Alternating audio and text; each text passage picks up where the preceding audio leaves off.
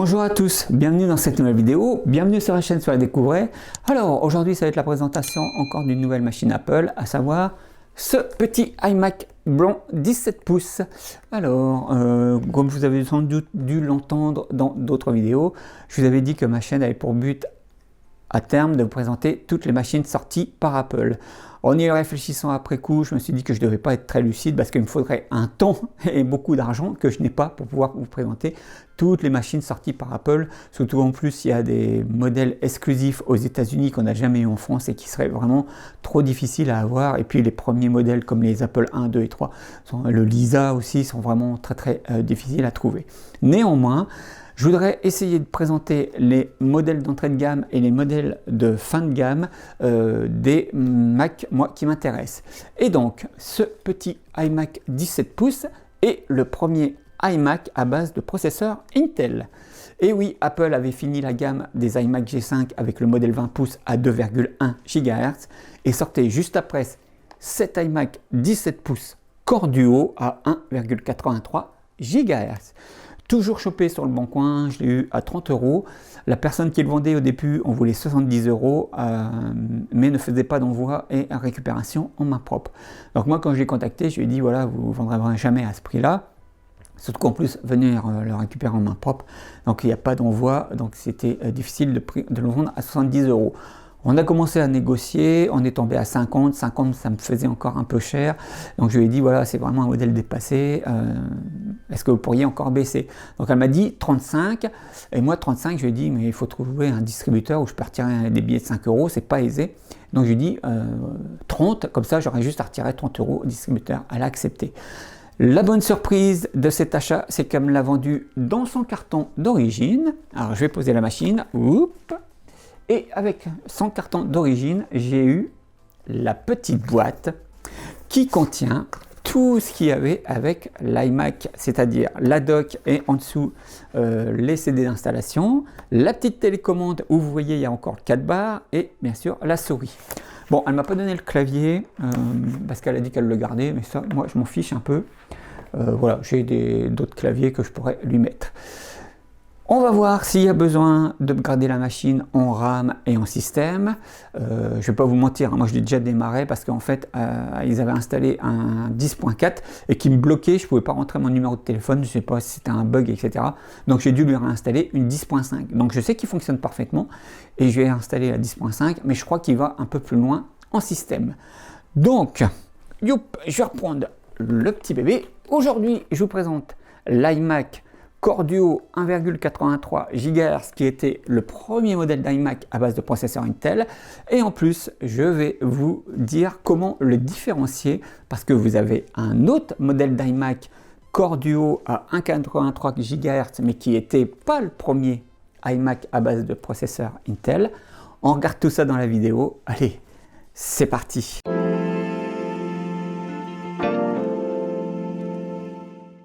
Alors, nous voici pour le démarrage de l'iMac Core Duo à 1,83 GHz. Bon, comme je vous l'ai dit, je ne vais pas vous prendre pour des jambons. Moi, je sais qu'il fonctionne puisque je lui ai déjà réinstallé un MacOS 10.5. Voilà. Yep. La personne avait réinstallé un 10.4 version US et quand je suis arrivé et qui demandait la saisie des informations, qui demandait un numéro de téléphone, etc. pour pouvoir passer au bureau, eh bien, je restais bloqué en fait avec le numéro de téléphone. J'étais limité à 8 chiffres dans le champ où il fallait rentrer le numéro de téléphone et il me demandait 10 chiffres. Donc c'était insoluble comme histoire. Donc je me suis dit, allez hop, on va repasser sur la 10.5 français et puis comme ça, ça devrait fonctionner. Et ça a fonctionné. Donc, bon voilà, là il est en 10.5, on va mettre les infos, voilà, donc 1058, on a bien un 1,83 GHz Intel Core Duo, 512 Mb de RAM, c'est vraiment le minimum, je crois. On va aller dans plus d'infos. Matériel, iMac 4.1, ok, ensuite, hop, on va regarder, alors voilà.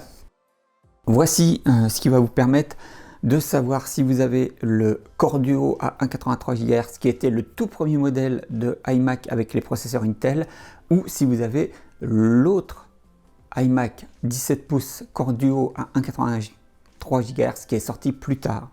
C'est vis-à-vis de la carte graphique. Le tout premier modèle qui est sorti donc juste après la fin des iMac G5 a une carte ATI Radeon X 1600 avec 128 Mb de RAM. Alors que le modèle de Core Duo 1,83 GHz qui est sorti après celui-ci, lui, il possède une carte graphique Intel GMA 950, je crois, je ne sais jamais les références, mais voilà, c'est une Intel GMA, et avec seulement 64 Mb de RAM. Alors pourquoi ce retour en arrière par Apple, ça j'en sais rien. Peut-être que quand ils sont passés avec les processeurs Intel, ils ont dû faire un deal aussi Intel pour qu'ils prennent aussi le chipset graphique, à mon avis. Bon, voilà, ça doit être des trucs, des bidouilles marketing économique que nous, on n'est pas au courant. Mais en tout cas, voilà, si vous voulez savoir si vous avez le tout premier modèle d'iMac avec un processeur Intel, il vous faut une ATI Radeon X 1600 avec 128 Mb de RAM. D'ailleurs, la première série des iMac avec les corps Duo et corps de Duo, il y en aura beaucoup qui ont cette carte graphique. Les 2 GHz, tout ça, les modèles au-dessus, ils ont cette carte graphique, ils vont la garder pendant un petit moment. Ensuite, on va regarder le disque dur. Un disque dur de 150 Go, ouais, bon, ça va. Et on va regarder au niveau de la RAM alors. Ah, bah il a un emplacement de vide. Donc, bah je pense que la personne qui a gardé la config d'origine, en fait, elle l'a même pas upgradé en RAM. Donc moi, avec mes upgrades successifs d'iMac au fil de mes acquisitions, je pense que j'ai 2 modules de 1 Go. Donc je pense que je vais pouvoir le mettre en full RAM, parce que ce modèle-là ne prend que 2 Go de RAM maxi. Je ne crois pas qu'il prenne 4 Go. Au pire, je le mettrai je vous afficherai en incrustation s'il prend 4 Go, mais il me semble que c'est 2 Go de mémoire. Donc on va le mettre en full RAM et en système, donc il est en 10.58 et je crois qu'il va en 10.6. Donc je vais lui faire aussi la mise à jour pour son système. Par contre, je ferai tout ça hors caméra, je ne vais pas m'amuser à faire la mise à jour de RAM parce que déjà vous l'aurez vu, normalement quand je vais mettre cette vidéo en ligne, vous aurez déjà vu l'iMac 17 pouces 2 GHz. Donc je vous aurais montré l'upgrade de RAM qui est comme la plupart des iMac, c'est en dessous là, de l'écran, vous mettez les barrettes avec les bouts de scotch qui vous permettent de désoldariser les barrettes. Donc c'est vraiment très simple. Donc je vous afficherai juste l'onglet une fois que j'aurai mis les 2 barrettes pour voir s'ils les acceptent bien. Et puis pareil pour la mise à jour système, je vais la faire hors caméra, je mettrai juste le démarrage, je couperai et je vous mettrai la fin et je vous mettrai l'onglet une fois qu'il sera en 10.6 ou 10.7. Non, c'est en 10.6. Est-ce que je ferai une utilisation? Peut-être, je verrai. On verra ça. Et puis après, on fera la conclusion. Donc là, je vais vous mettre les specs avec toutes les upgrades que je vais faire. Et puis, je coupe ici, j'arrête mon blabla. On passe à la suite de la vidéo. Allez, c'est parti. L'iMac 17 pouces Core Duo à 1,83 GHz est l'un des premiers modèles de Mac à avoir eu un processeur Intel et donc le premier modèle de la gamme d'iMac avec un processeur Intel. Il succédait à l'iMac G5 21 pouces à 2,1 GHz. Sorti en janvier 2006, il reprenait le même boîtier que l'iMac G5 en plastique blond. Le modèle que je vous présente possède 2 Go de RAM, qui est le maximum pour lui, un disque dur de 150 Go à 7200 tours minute, une carte graphique ATI Radeon X 1600 avec 128 Mb de RAM, 3 ports USB 2.0 et 2 ports FireWire 400. Il a une prise micro et une prise casque, une caméra iSight, une prise Ethernet 1000 basté et une résolution écran maximum de 1440 x 900 et peut monter en 1920 par 1200 en miroir sur un écran externe. Il est sous macOS 10.6 alias Snow Leopard qui est le maximum pour lui. Allez, on passe à la suite de la vidéo.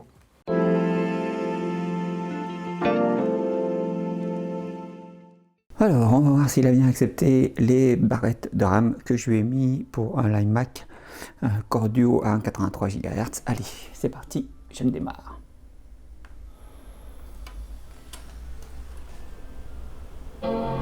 Bon, déjà, le petit bong qui va bien, c'est rassurant. Ah, il a l'air légèrement plus véloce, à moins que ça soit un état d'esprit. Voyons voir.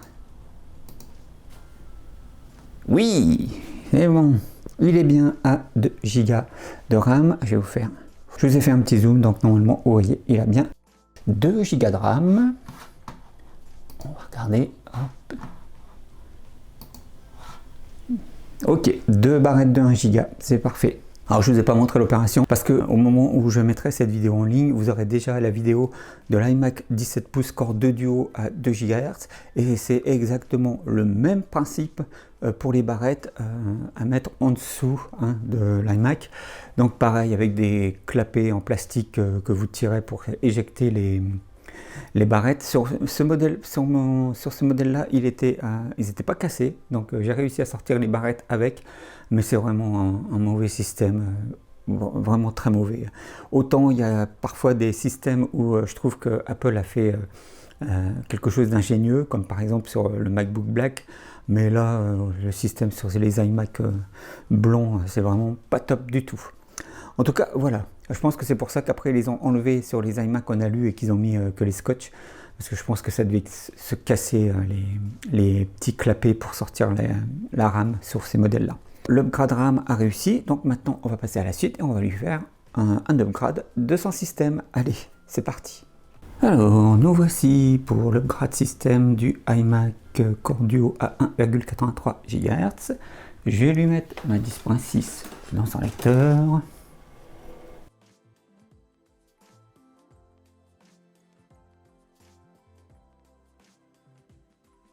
Voilà, donc je vais faire comme quand je fais une clean install. Je vais me démarrer en pressant C et faire l'installation. C'est parti.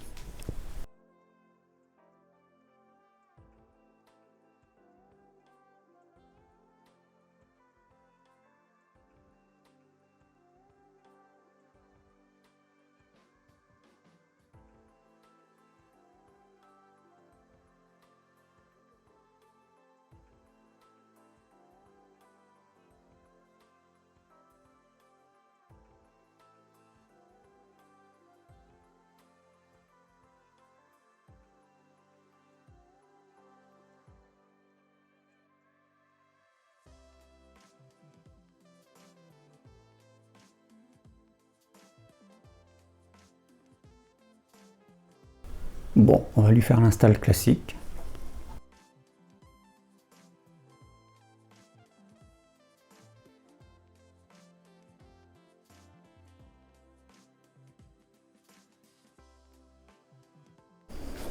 Alors voici, j'ai fait une petite cut parce que c'était vraiment très long pour qu'il arrive sur l'installeur.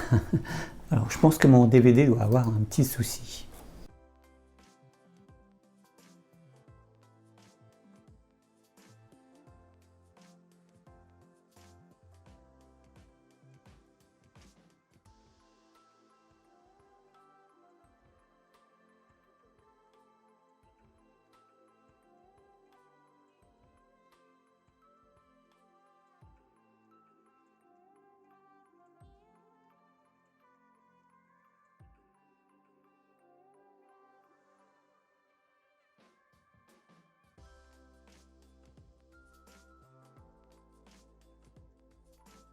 L'install est lancé, donc moi je coupe ici et je reviens quand il a fini d'installer la 10.6 et que je lui ai fait toutes les mises à jour vers la 10.68. Allez, pour vous ça prend qu'un instant, à tout de suite.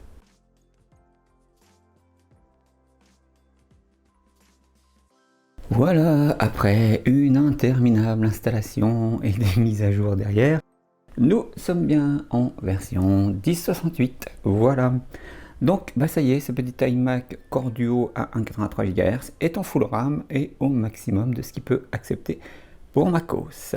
Voilà, allez, on passe à la suite de la vidéo, c'est parti.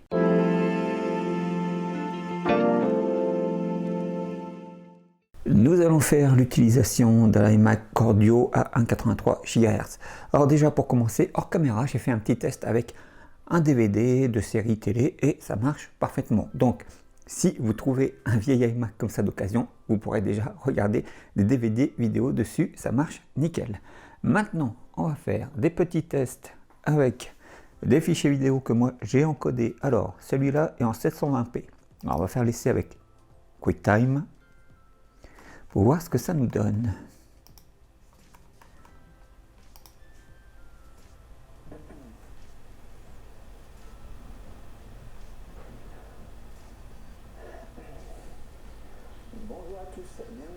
Bon, en 720p ça fonctionne.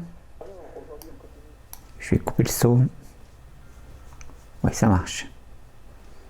En 720, ça fonctionne. Maintenant, on va regarder en 1080 ce que ça nous donne.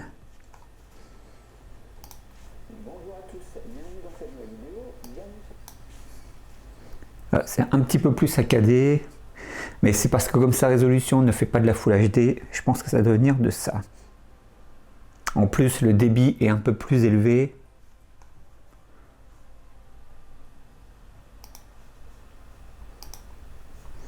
On va essayer avec VLC.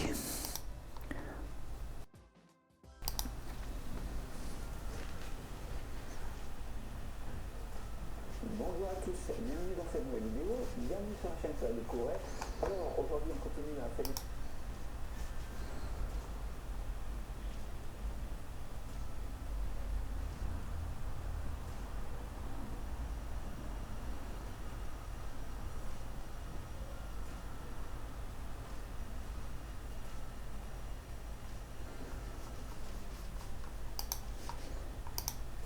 C'est saccadé aussi.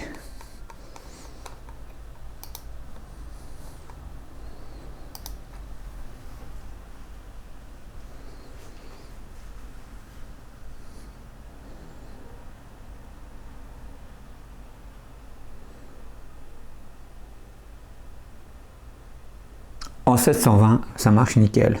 Bon, vous voyez avec le 1080 que ça soit. Après VLC, c'est pareil, hein, c'est la version 2.02 hein, ou 2.01, je crois, sur la 10.6. Donc, bon, il n'est pas optimal non plus en lecteur. On va faire le test pour le surf sur Internet. On va regarder avec Safari.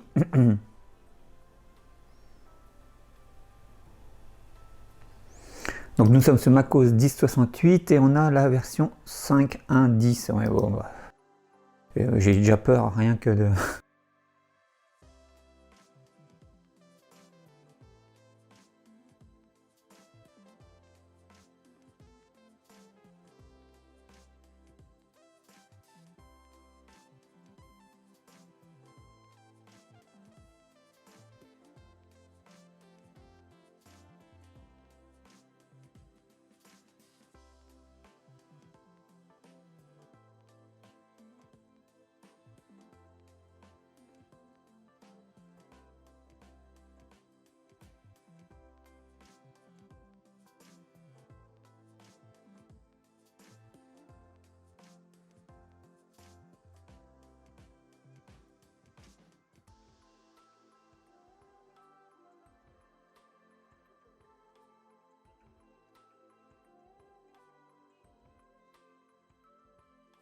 Vous avez vu, le test avec Safari n'est pas terrible. Là, avec Firefox, nous sommes avec la version 48.02 qui est la maximum pour la 10.6.8. On ne peut pas aller au-delà.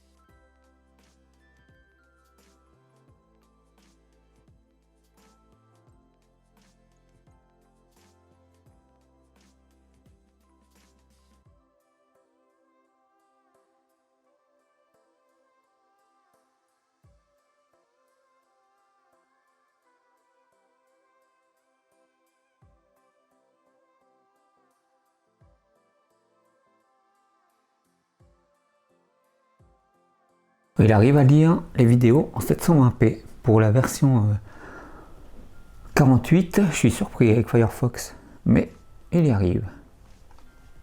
Qu'est-ce que ça donne? Non, ça va. Donc si je passe en 360, ça doit être mieux.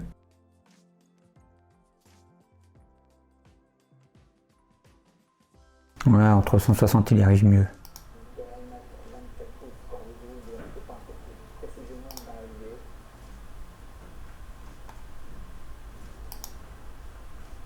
Ok, ça fonctionne. Donc vous avez vu, pour Twitch, c'est mort. Mais pour YouTube, ça peut à peu près aller. Bon, après, il ne faudra pas s'attendre à grand chose. À noter une chose, quand j'ai voulu télécharger la version 48 de Firefox, donc pour la 10.6, c'était très difficile parce qu'en fait, ils mettaient des versions arabes, enfin, où j'avais trouvé une version américaine, et quand je lançais la version américaine, ça me mettait à jour, et c'est après, il se retrouvait en langue arabe. Donc faites attention. Moi, j'ai trouvé après une version FR qui est disponible sur le net. Il suffit de taper macOS 10.6.8 Firefox, et puis normalement vous devez tomber dessus et vous tombez sur la version française de Firefox pour la 10.6.8.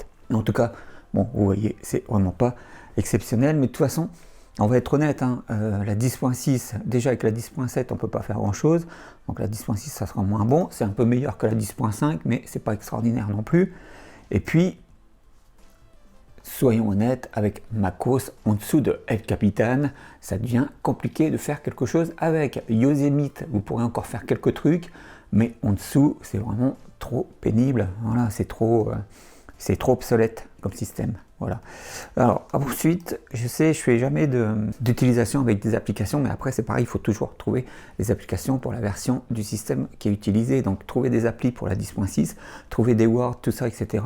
En plus, je pense que ça fonctionnera bien, hein, puisque c'est des applis qui étaient écrites pour le système pour lequel elles ont été pensées. Mais bon, voilà. Après, c'est à vous de voir. Donc, vous pourrez regarder des DVD vidéo, vous pourrez regarder des vidéos 720p avec VLC, en 1080 c'est plus compliqué. Vous pourrez surfer en regardant les vidéos YouTube en 720p, en 5AD ou en 360, et vous pourrez aller sur Amazon, pas sur Cdiscount, ça fonctionne pas, ni sur Twitch. Bon, c'est dommage.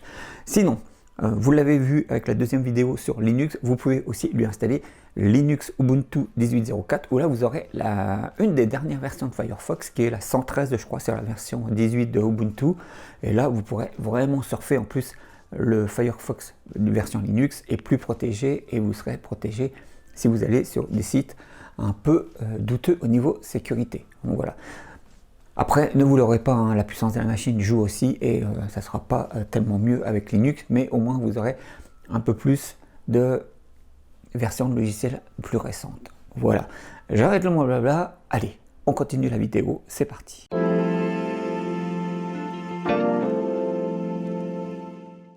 Nous voici arrivés à la conclusion de cette vidéo sur l'iMac 17 pouces Core Duo à 1,83 GHz. Très content d'avoir rentré cette machine dans ma collection et très content de vous l'avoir présenté sur ma chaîne. Comme je vous l'ai dit, je vais essayer à chaque fois de vous présenter le premier modèle de la gamme et le dernier modèle de la gamme. Donc là, c'était le premier iMac avec un processeur Intel. Je le voulais absolument dans ma collection et je voulais vous le présenter, c'est chose faite. Après, vous avez vu, il est coincé avec la 10.6. On ne peut pas faire grand chose, déjà qu'avec la 10.7 c'est compliqué, alors avec la 10.6.8 c'est encore plus compliqué. Je vous l'ai dit dans l'utilisation, moi j'estime qu'en dessous de El Capitan on ne peut plus rien faire. Yosemite vous pourrez faire quelques trucs, mais il faut vraiment El Capitan. J'irai même encore plus loin maintenant, je pense qu'il vous faut High Sierra pour pouvoir utiliser macOS correctement. En tout cas là, avec la 10.6.8, vous l'avez vu, au niveau du surf avec Firefox, ça peut aller, vous pourrez regarder des vidéos en 360, en 720 c'est plus compliqué, vous pourrez aller sur Amazon mais pas sur Cdiscount, et Safari lui est complètement aux fraises. Par contre, hors caméra, j'avais fait le test, vous pouvez regarder des DVD, ça les lit sans problème. Pour VLC, vous pouvez regarder des vidéos en 720p, en 1080 c'est un petit peu plus problématique. Mais surtout, le gros problème, c'est qu'il va falloir vous trouver les logiciels qui sont compatibles avec la 10.6.8. Parce que pour la 10.7, par exemple, vous avez Lapin du Net, je crois, qui avait fait un article sur le Mac Pro 1.1 et qui listait tous les logiciels pour la version de la 10.7. Là, vous ne l'avez pas pour la 10.6.8. Et par exemple, moi pour VLC, je suis allé sur le site direct de VLC, j'ai téléchargé la version qui soi-disant était compatible avec la 10.6.8 Et quand je l'ai copié sur l'iMac, ça m'a mis un sigle interdit, elle n'était pas compatible. Il a fallu que je télécharge la version pour la 10.5, Intel 32 bits, et là, ça a fonctionné. Pareil pour Firefox, je suis allé sur Firefox Legacy, qui répertorie toutes les anciennes versions de Firefox. J'ai installé la 48.02 qui est censée être la dernière version.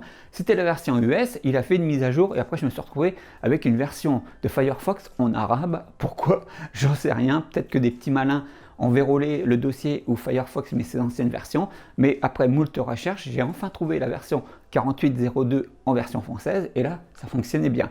Mais voilà, le problème que vous allez avoir, c'est qu'il va falloir vous trouver les versions des logiciels pour la 10.6.8. Et c'est là où ça fait tout son sens de lui installer Linux. Vous l'avez vu avec la deuxième vidéo sur Linux, vous pouvez lui installer Linux Ubuntu 18.04 et là vous aurez accès à des versions plus récentes des logiciels et notamment Firefox où vous avez avec Linux Ubuntu 18.04 la version 113 et là donc vous pourrez surfer en toute sécurité et Linux, il y a beaucoup de programmes qui répondront à vos besoins. Voilà, mais en tout cas, moi je suis très content d'avoir entré cette machine dans ma collection. Mine de rien, c'est une bonne petite machine. Et voilà, vous pourrez donc lui installer Linux si vous voulez avoir un dossier un peu plus actuel. Vous avez vu, il faut le faire avec Refit, etc. C'est pas très compliqué. Il vous suffit de regarder ma deuxième vidéo avec l'installation de Linux dessus. J'arrête là mon blabla, je crois que je vous ai tout dit. Je vous donne rendez-vous dans une prochaine vidéo. Prenez soin de vous. Ciao!